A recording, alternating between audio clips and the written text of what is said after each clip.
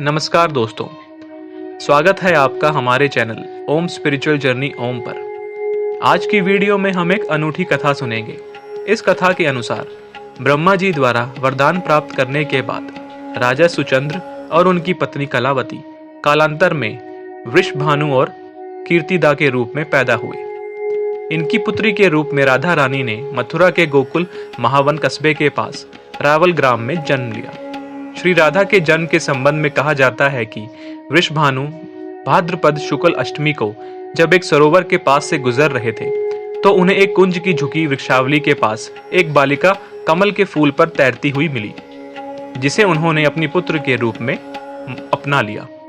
बाद में वृषभानु कंस के अत्याचारों से परेशान होकर रावल से बरसाना चले गए। एक बार जब कंस वृषभानु जी को मारने के लिए अपनी सेना सहित बरसाना की ओर चला तो वह बरसाना की सीमा में घुसते ही स्त्री बन गया और उसकी सारी सेना पत्थर की बन गई। जब देवर्षि नारद बरसाना आए तो कंस ने उनके पैरों में पड़कर सारी घटना सुनाई।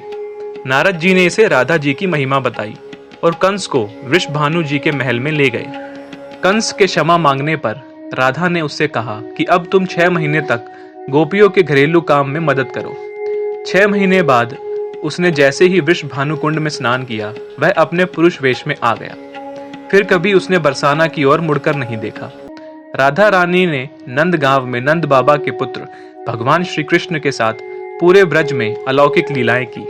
एक किंवदंती के अनुसार एक बार जब श्रील नारायण भट्ट बरसाना स्थित ब्रह्मेश्वर गिरी पर गोपी भाव से विचरण कर रहे थे, उन्होंने देखा कि राधा रानी भी भगवान श्री कृष्ण के साथ विचरण कर रही हैं। राधा जी ने उनसे कहा कि इस पर्वत पर मेरी एक प्रतिमा विराजित है। तब भट्ट जी इस प्रतिमा का अभिषेक कर पूजन करने लगे। इसके बाद ब्रह्मेश्वर गिरी पर राधा रानी का एक भव्य मंदिर बनवाया गया, जिसे श्री जी का मंदिर या लाडली महल भी कहते हैं। राधा रानी की श्री कृष्ण में अनन्य आस्था थी। वह उनके लिए हर क्षण अपने प्राण न्यौछावर करने के लिए तैयार रहती थी।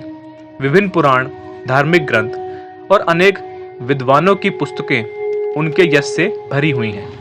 राधा कृपा कटाक्ष स्तोत्र में कहा गया है कि अनंत कोटि बैकुंठों की स्वामिनी लक्ष्मी, पार्वती, इंद्राणी और सरस्वती आदि ने राधा रानी की पूजा आराधना कर उनसे वरदान पाया था।